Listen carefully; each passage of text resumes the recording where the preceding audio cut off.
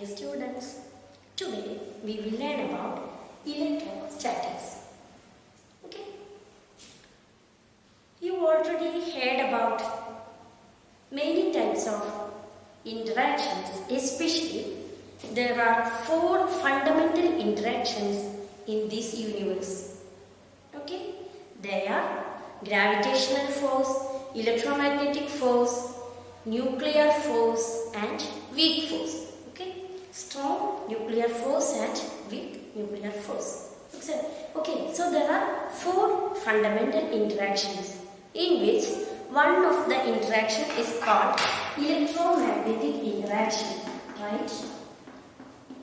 Electromagnetic interaction.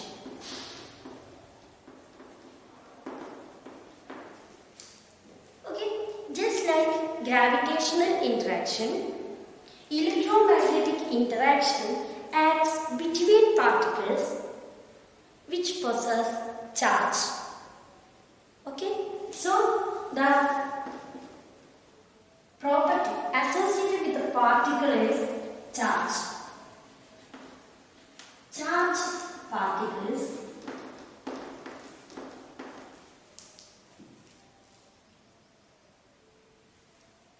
electromagnetic interaction acts between charged particles. Okay, electromagnetic interaction acts between charged particles. And we already learned in your plus 2 classes that these charges in this universe is conserved. Okay, total charge is a conserved quantity. Charge is conserved quantity.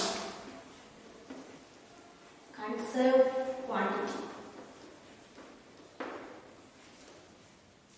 So, the total charge in this universe is always remain same. Okay, similarly, charge is a relativistically invariant quantity.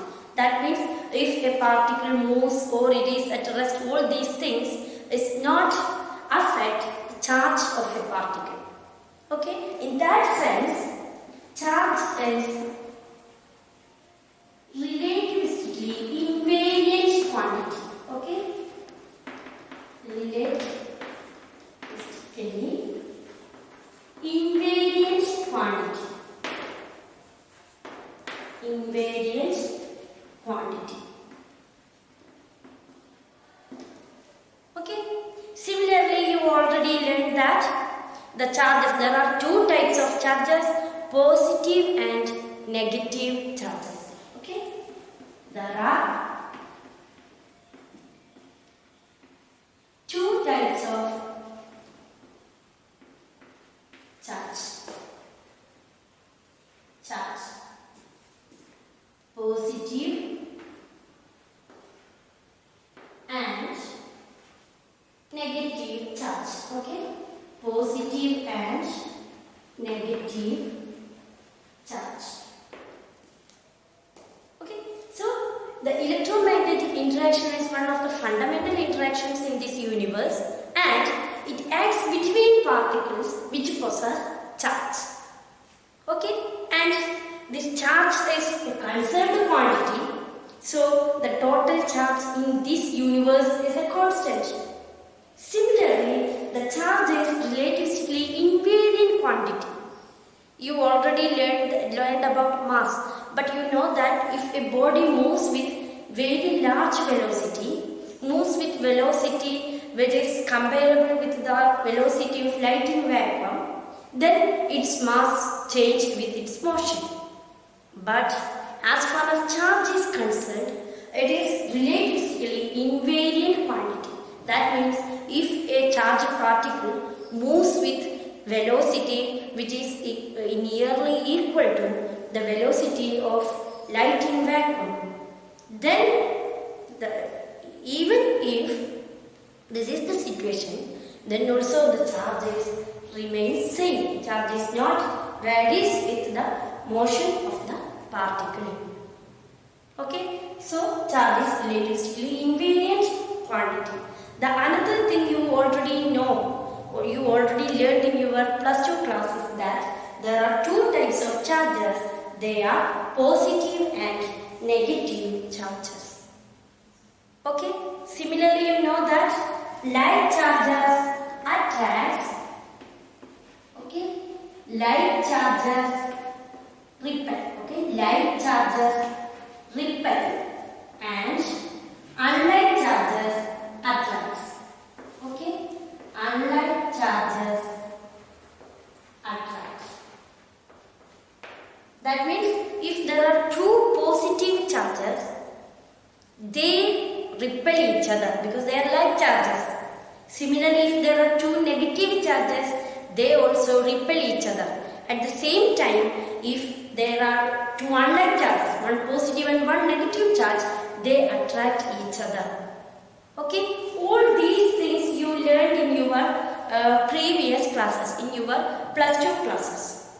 Okay, now using these properties and the charged particles, you have to think about the existence of universe, because you know that every matter in this universe consists of atoms. That means positive and negative particles.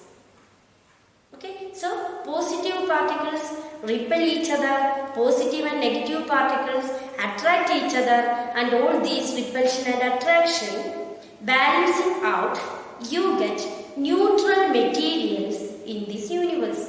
Because you know that each of us have charged particles in our body, because we are all made up of atoms. So there are protons and electrons in our body.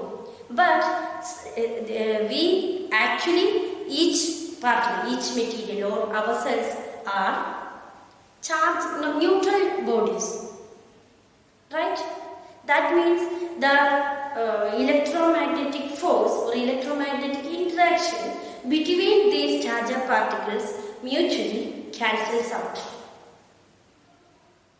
Okay?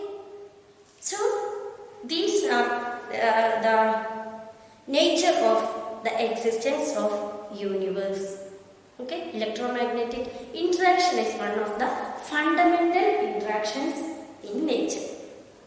Now, there are the fundamental problem we always discussing about in this context is the collection of charges. Suppose there are a group of charges, so many charges in a space, okay, Q1, Q2, Q3, etc. And there is another test charge somewhere away from this charge cluster, group of charges. Okay, then what is the force acting on this test charge Q? Okay, this is a fundamental problem in electrodynamics. Now we can think about the situation here.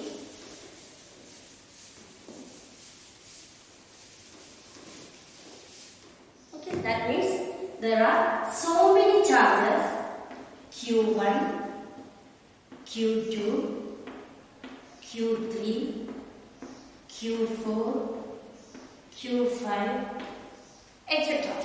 Okay, so many point charges. There is another test charge at this point. This test charge is represented by capital Q. Now, what is the force on test charge Q due to these charges, due to these point charges? Or what is the trajectory of this test charge Q? This is a fundamental problem in electrodynamics. Okay?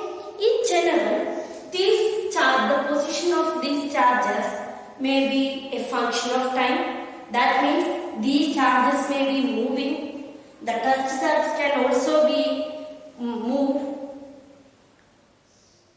Okay, then the problem becomes more complicated. That means the force between these charges and this test charge depends on the position of the charged particle and the velocity of the charged particles and the acceleration of the charged particles and all these things. Okay. So this is a fundamental problem in electrodynamics, and here we discussing a simple section of this electromagnetic interaction of this section. Okay, this is all the source charges are stationary. That means all these source charges are stationary, and there is a test charge Q. This charge may be moving. It can be moved or it can also be at rest. This is the simplest problem which we have to analyze in this module. And connected with this, we can formulate certain Coulomb's laws, electric field, electric potential, all that things. Okay, so in this section, in this electrostatics, we deal with the source charges. Source charges are at rest. Electrostatics deals with the source charges at rest and test charge. May or may not at rest. May or may not at rest. Okay, this type of analysis is done in this section, electrostatics. Okay, now we can think about the force between this group of charges and the test charge Q. Okay, so the interaction between two charges is independent of presence of other charges. Okay, that means the force on test charge Q due to Q1 is independent of the presence of Q2, Q3, Q4 and Q5. Okay, that is the first point you have to remember. Okay, so the interaction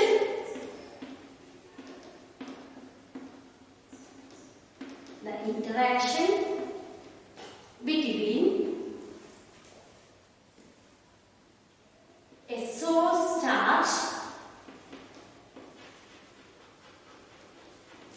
Q1 and a test charge Q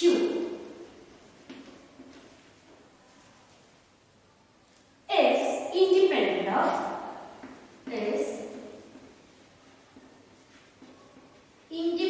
of the presence of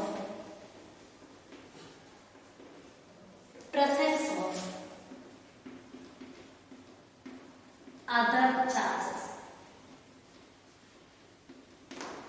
Okay, independent of presence of other charges.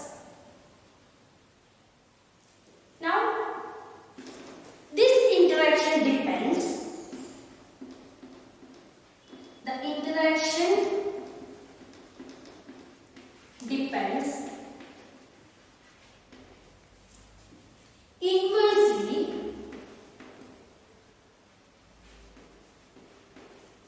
on square of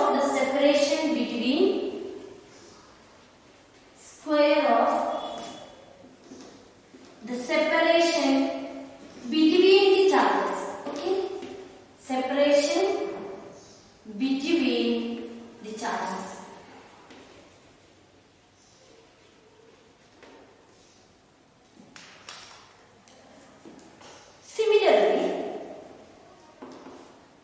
This interaction depends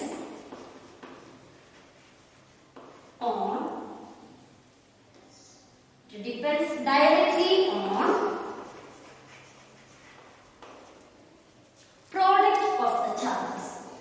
Okay, product of the two charges.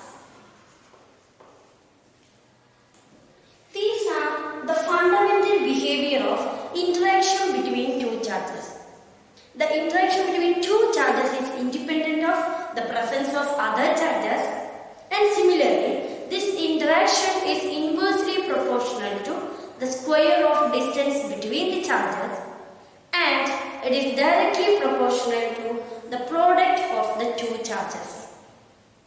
Okay, these are experimentally proved things, and we can mathematically write this equation. This is known as the Coulomb's law. Okay.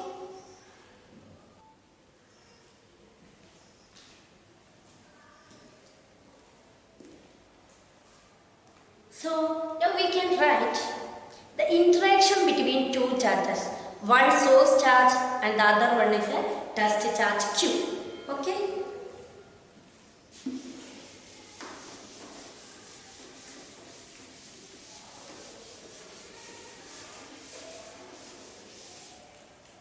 Now the distance between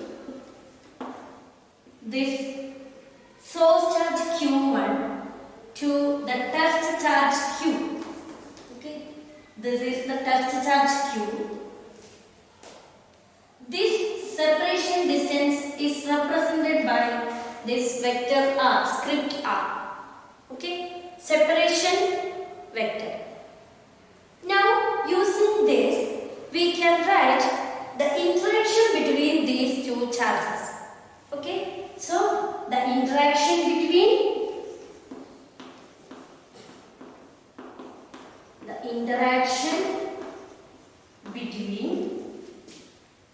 Q1 and Q. Okay, this is given by F1,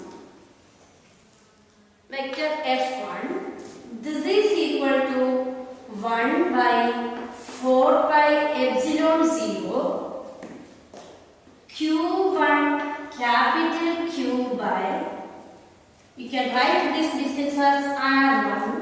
Okay, so script R1 square R1 cap.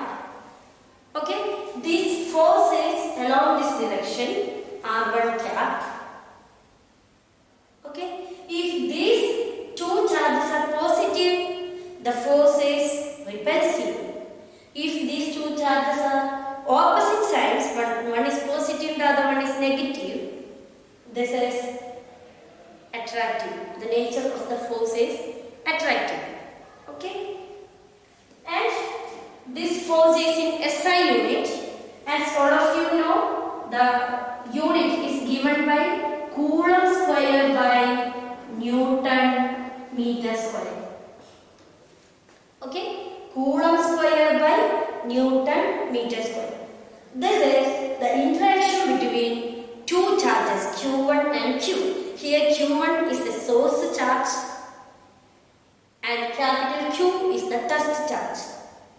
Okay, this is called Coulomb force. Okay, Coulomb force. This is equation 1. And we already discussed the contrast. The interaction between two charges depends only on the separation between the charges and product of the charges. Okay, the square of the distance between the charges inversely proportional to the square of the distance between the charges and directly proportional to the product of the charges. It is independent of presence of other charges. Okay, this is called Coulomb force. Okay, Coulomb force. Okay, this Coulomb force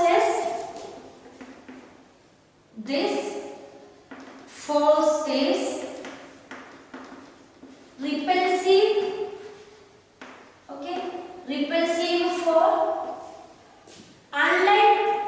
repulsive for light charges, repulsive for light charges and attractive for unlike charges. Okay, attractive for unlike charges.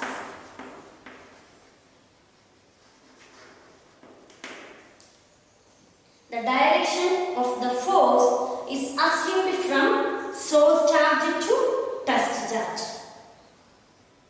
Okay, this is assumed from source charge to test charge. This is called a separation vector. If you use a coordinate system along with this to represent this, I can write written here a coordinate system. Draw here a coordinate system like this. This is x, this is y, this is the origin of the coordinate system. Actually, I draw this in a two-dimensional plane. Okay, x, y plane. Now, from this origin to this, you can draw a position vector. This position vector is called vector R. Vector R is the position vector to the field point or to the test charge Q. Okay, and the position vector of the source charge is given by R prime. Okay, position vector of the source charge is given by R prime, because we already learned that a position vector is drawn from the origin of the coordinate system. Okay, so here the position vector is drawn from this origin of the coordinate system. Position vector of source charge is given by R prime. Okay, since this is Q1, you can write here R1. Okay, and the position vector of test charge Q is given by this vector R. Script R1 represents the separation vector, that is the separation distance vector between source charge Q1 and the test charge Q. Okay, this direction is always assumed like this, from source charge to test charge R1. That means from vector addition you can write this as R1 prime plus script R1 equal to vector R. Okay, R1 prime plus script R1 equal to vector R, or this script R1 equal to vector R minus R1 prime. Okay, so here this R1 square, there is R1 square inversely proportional to R1 square. That means this force, this Coulomb force, depends on the position of the test charge, right? Because you can see that here vector R is here. Okay, so this Coulomb force vector F depends on the position of the test charge Q. Right? Okay.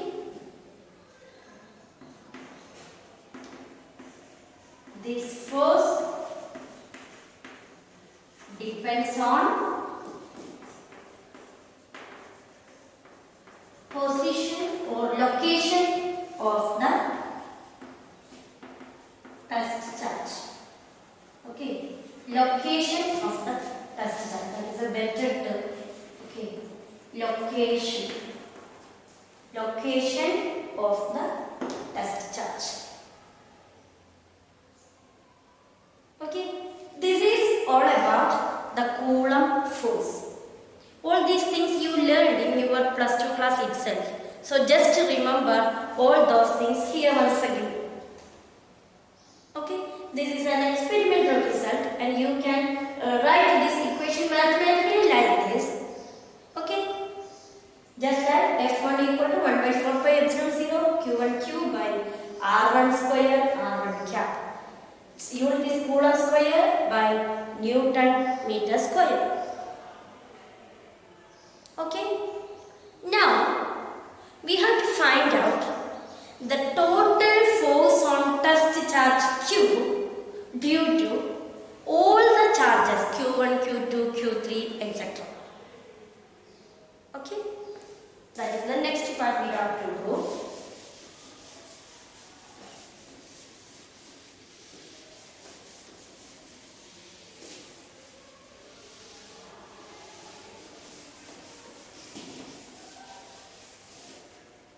Okay, so now consider the source charges Q1, Q2, Q3,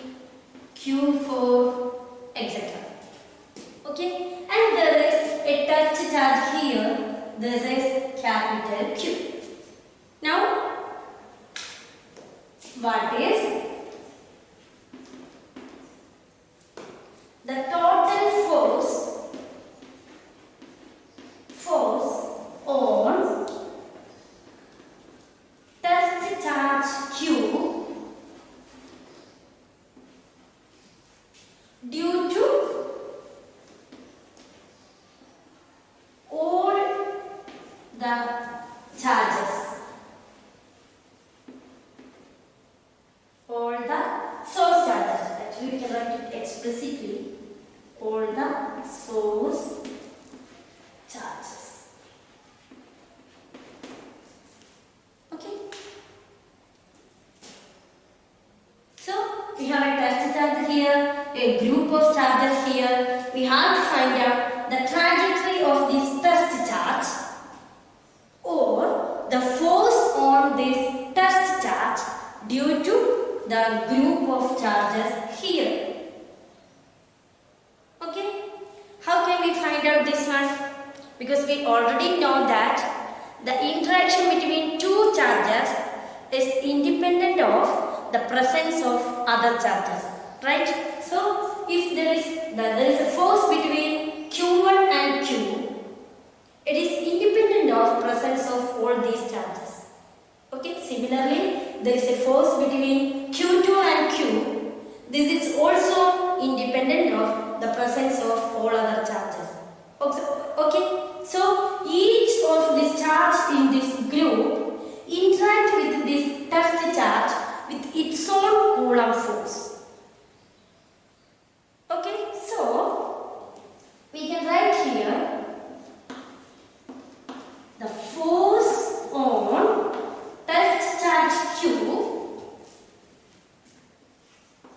due to the charge Q1. Okay, this is given by F1.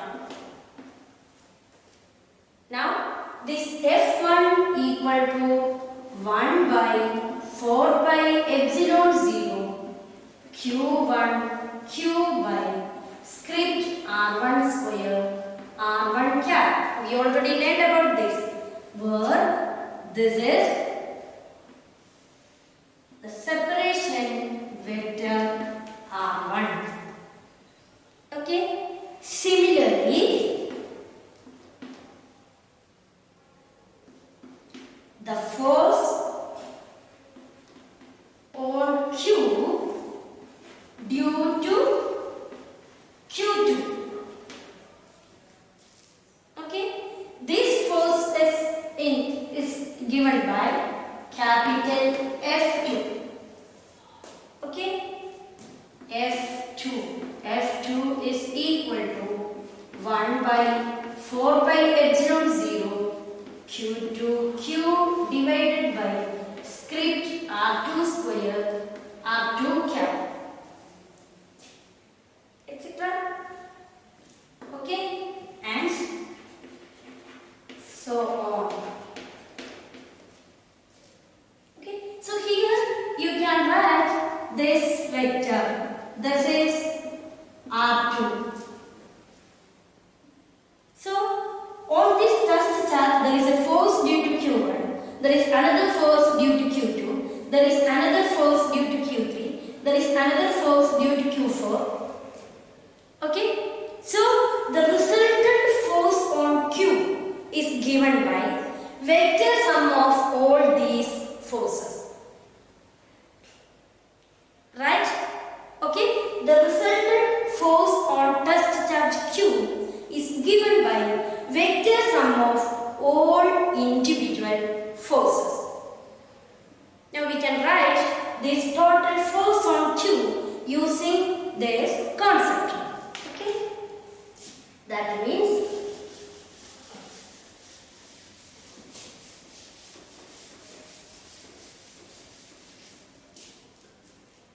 the total force on Q is given by vector vector sum of forces due to each vector sum of force due to each charge in this group. Okay, that means the total force vector F is equal to F1 plus F2 plus F3 plus etc. If there are 4 charges, there is F3 plus F4. If there are so many charges, the equation is also going like this. Vector sum of individual forces. Okay, vector sum of Coulomb forces on test charge Q with each due to each charge on the group. Okay, so you can write this like this. We can substitute here for each term. So you get here 1 by 4 pi epsilon 0. Then Q1 Q by R1 square R1 cap plus 1 by 4 pi epsilon 0 Q2 Q by R2 square R2 cap plus 1 by 4 pi epsilon 0 Q3 Q by R3 square R3 cap plus etc. Okay, this is called principle of superposition. Okay, this is known as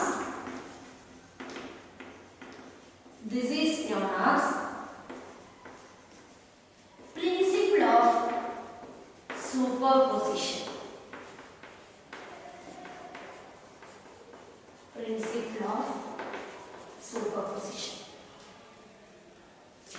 So we can handle each problem in this electrostatics using this Coulomb's law and principle of superposition. Okay. Now we can simplify this equation again. Okay. For that,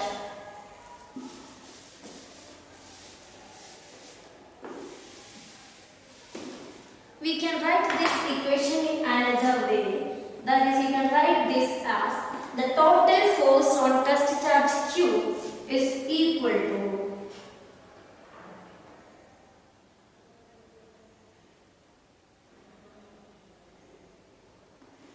Q into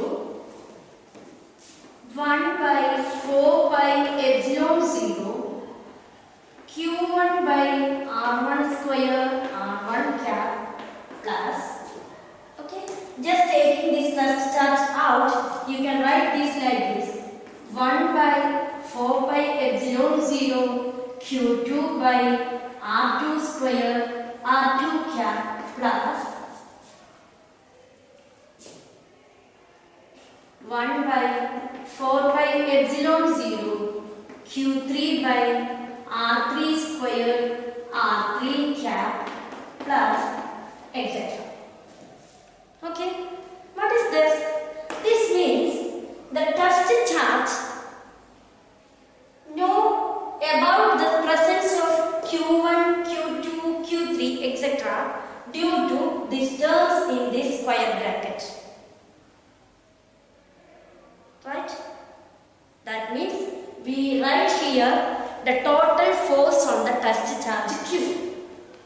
Okay? That means the test charge Q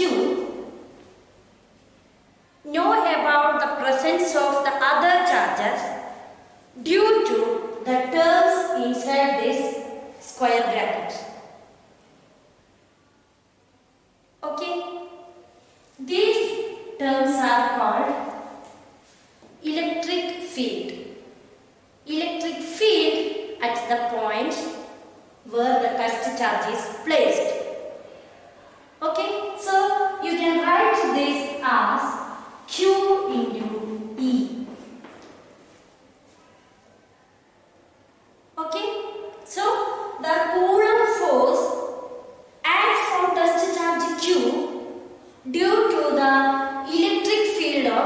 Q1, Q2, Q3, etc.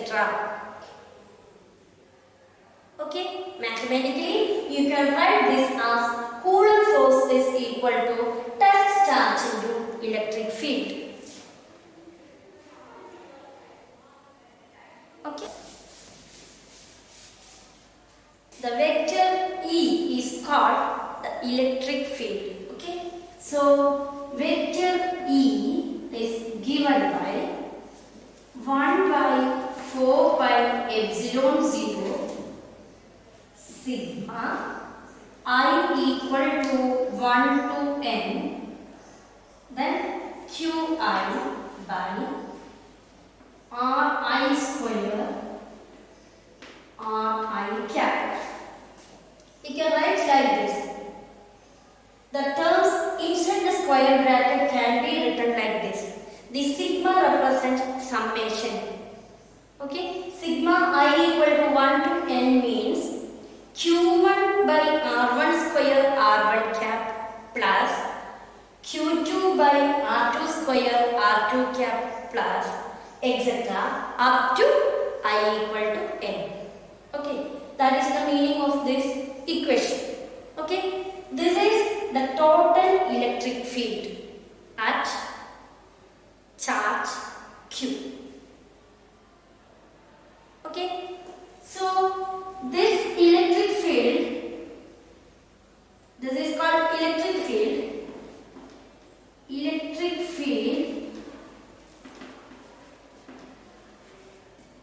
field is independent of the test charge.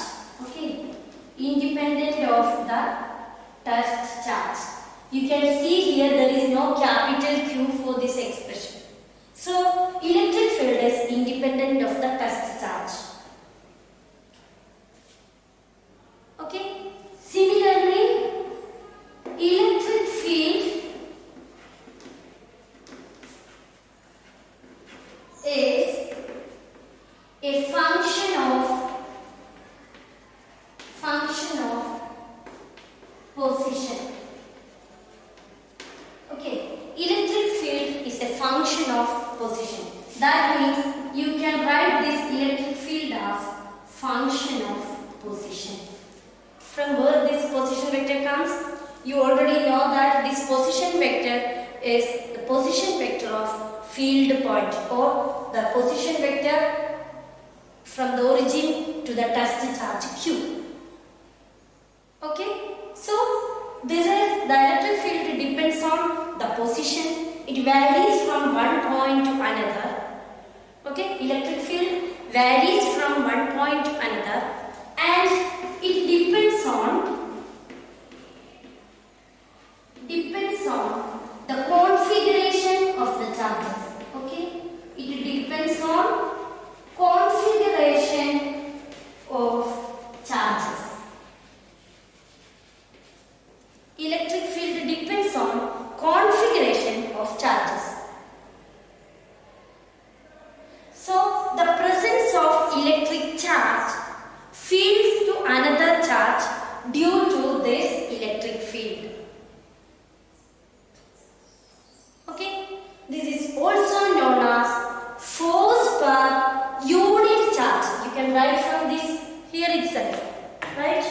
You can write here electric field equal to F by capital Q.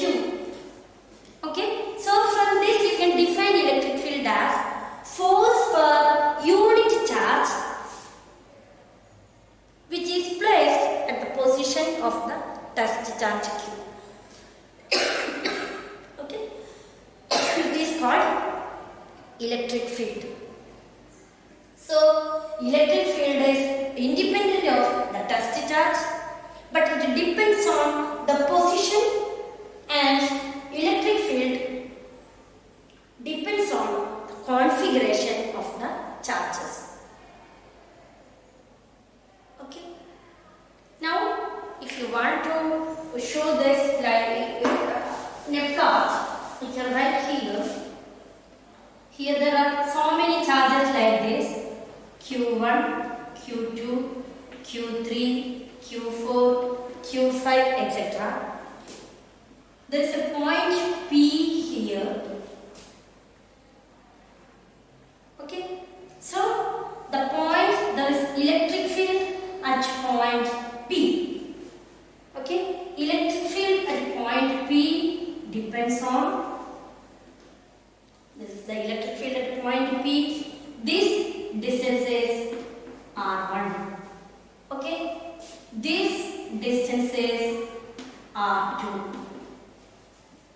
And we already find out that these separation vectors depends on the position vector of the point P. Okay, that's what we mean here. Electric field is a function of position. If you find out electric field at this point P, this is not equal to electric field at this point. This is not equal to electric field at this point. Okay, so electric field varies from point to point. The presence of another charge is communicated through the electric field. One charge knows about the other charge because of this electric field. Okay. Now we can wind up this session. In this section, we learned about Coulomb force, principle of superposition, and the electric field. Okay, and we learned that using all these things, the Coulomb force and principle of superposition, you can solve problems in electrostatics. Electrostatics deals with the interaction between source charges which are at rest. The touch charge may or may not be moving, that is not a problem. But as far as the source charges are concerned, we assume that they are stationary. Okay, so learn well.